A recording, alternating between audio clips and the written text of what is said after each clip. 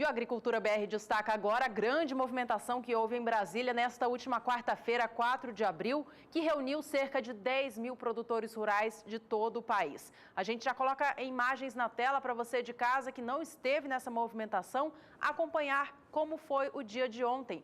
Bom, os produtores estiveram reunidos, portanto, na capital federal para protestar contra o Fundo Rural e principalmente contra a cobrança retroativa do fundo durante o período em que ele foi considerado inconstitucional entre os anos de 2011 a 2017. É importante lembrar que esse passivo, ele alcança 280 bilhões de reais. É claro que ele não está só sobre o segmento de produção, mas em todos os segmentos que compõem as cadeias produtivas dos complexos agroindustriais do sistema de agronegócio brasileiro. Mesmo assim, é considerável impagável. E é por conta disso que o movimento, chamado de Abril Verde e Amarelo, Fundo Rural não, securitização sim, reuniu representantes de todos os estados da federação. Eu quero agradecer principalmente aqui alguns companheiros, amigos pessoais que mandaram, esses vídeos aí foram mandados durante a edição da Agricultura BR de ontem, tanto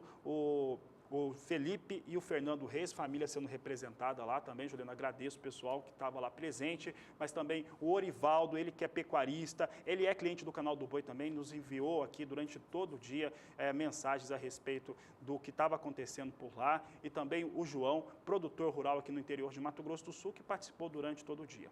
Isso tem muito a ver com os vetos que foram colocados sobre algumas decisões do presidente Michel Temer, é o que nós vamos acompanhar agora na reportagem. A Federação da Agricultura do Rio Grande do Sul tem acompanhado de perto o assunto Fundo Rural. Uma comissão da Farsul esteve nesta terça-feira em Brasília durante a votação do Congresso que derrubou os vetos do presidente Michel Temer à lei que institui o Programa de Regularização Tributária Rural. Veja o que diz o assessor jurídico da Farsul, Luiz Fernando Cavalheiro Pires. A Federação da Agricultura do Rio Grande do Sul esteve presente, acompanhando a votação da derrubada dos vetos, principalmente em relação ao Fundo Rural, pauta tão importante para nós produtores, já que esse passivo que foi criado, que nós não reconhecemos, que é um passivo gerado pelo Judiciário, precisava sim de um trabalho para amenizar os seus efeitos, e foi isso que o Congresso Nacional fez, e mais uma vez ontem deu a resposta aos produtores, derrubando os vetos do presidente Temer. Era fundamental a derrubada desses vetos, principalmente fazendo justiça na questão da isenção da comercialização entre produtores rurais, né? É fundamental esse ponto. Sabemos que era injusto, porque aí sim seria uma bitributação, porque era uma incidência sem fim de tributação sobre o mesmo produto. Além disso, a redução de 100% das multas. Era fundamental, como eu coloquei, esse passivo não é o produtor que é o culpado, e sim o judiciário, portanto não há motivos para ter juros, honorários e muito menos multas em relação a isso, bem como a redução de 0,8%, né, para o produtor rural pessoa jurídica, assim como já havia sido feito para o produtor rural pessoa física. Portanto, nós trabalhamos sim pela derrubada dos vetos e saímos daqui muito contentes com o trabalho que os parlamentares do Congresso Nacional assim o fizeram. Bom, a gente acompanhou aí a repercussão desse movimento que aconteceu na última terça-feira, quando o Congresso Nacional derrubou os vetos do presidente Michel Temer ao Fundo Rural. Aí na quarta teve toda essa mobilização, então isso foi a opinião então dos envolvidos com o setor lá no estado gaúcho. E nesta quarta-feira, quem esteve acompanhando a movimentação na capital federal foi Odacil Canepa. Ele conversou com alguns representantes das entidades que estavam por lá e a gente vai acompanhar agora nesta reportagem. A chuva dificultou um pouco, mas no começo da tarde desta quarta-feira já eram mais de 5 mil produtores rurais que caminharam por 10 quilômetros pelo eixo monumental até os gramados do Congresso. Por conta de outros protestos que acompanharam o julgamento do habeas corpus da defesa do ex-presidente Lula no Supremo Tribunal Federal, o movimento dos ruralistas foi isolado de um lado da esplanada. Mas os produtores queriam mesmo era reclamar contra o Fundo Rural. Nós viemos com um grupo independente de produtores que estão sofrendo no Mato Grosso do Sul, sem nenhuma representação dentro do governo.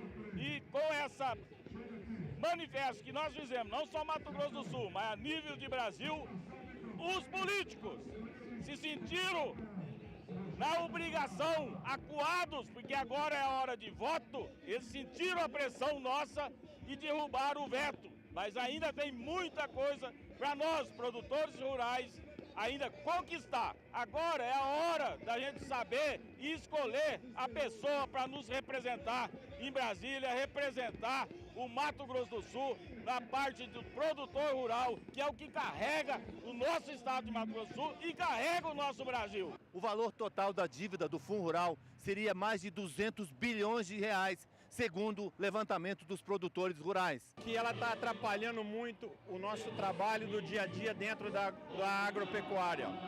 Então, nós, como produtores, como consultores da área de pecuária, nós somos contra o Fundo Rural porque vem de encontro com toda uma situação que deprime a produção no Brasil, que deprime a luta do produtor rural em relação à produção brasileira do nosso agronegócio.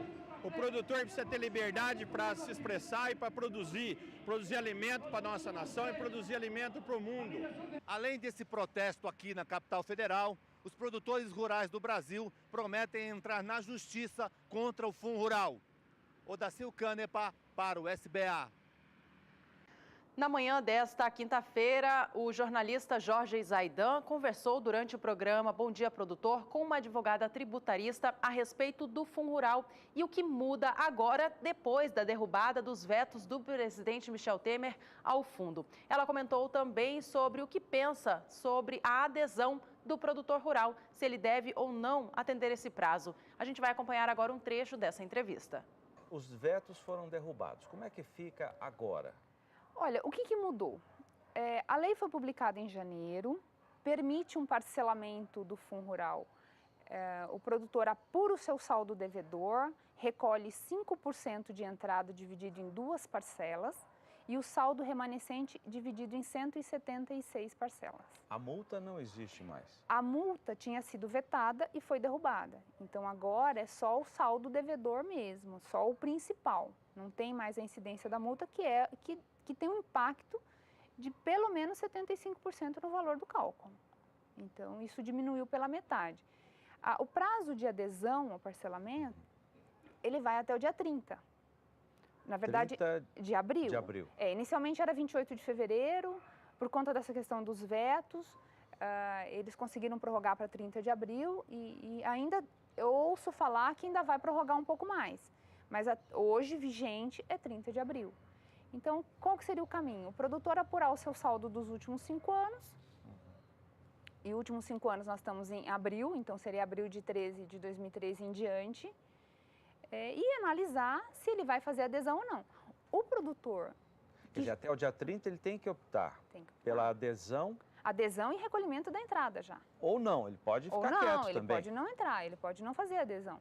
É o que muita gente está pregando. Ontem, inclusive, na manifestação em Brasília, muita gente pregou isso. Não só a cobrança retroativa, mas o próprio Fundo Rural também.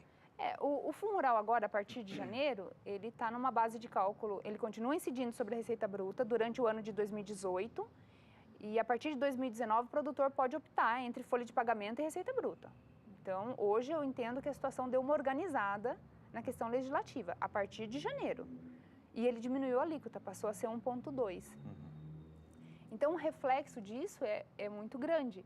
Então, o produtor, ele começa a organizar a casa dele a partir de agora. Mas e o para trás?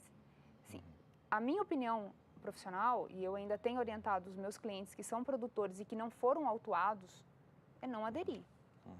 Porque ainda existe uma divergência de quem recolhe. Quem recolhe, não quem é sujeito passivo, mas quem recolhe. Se é o produtor... Não aderir à negociação. Na minha opinião pessoal, eu ainda tenho essa análise de que não é o momento ainda de aderir a esse refis. Tá? Ele foi um pouco... eu dei outras entrevistas e já falei isso, que eu acho que essa norma foi um pouco assim, no desespero de, olha, o Supremo ainda não pacificou o assunto. Nem os embargos de declaração foram julgados. Ainda está numa fase de...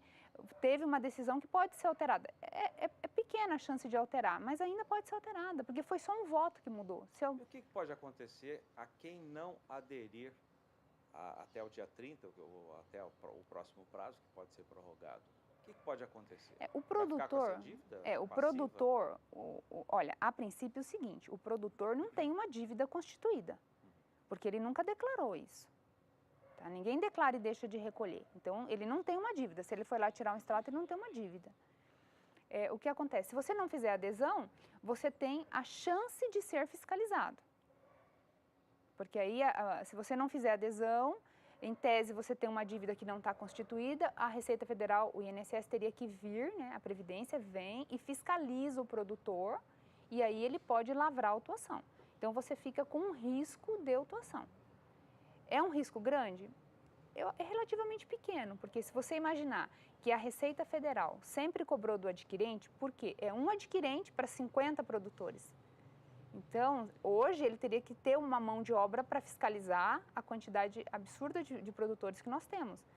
Então, a tua chance de ser fiscalizada é pequena. Então, cada ano que passa prescreve um ano.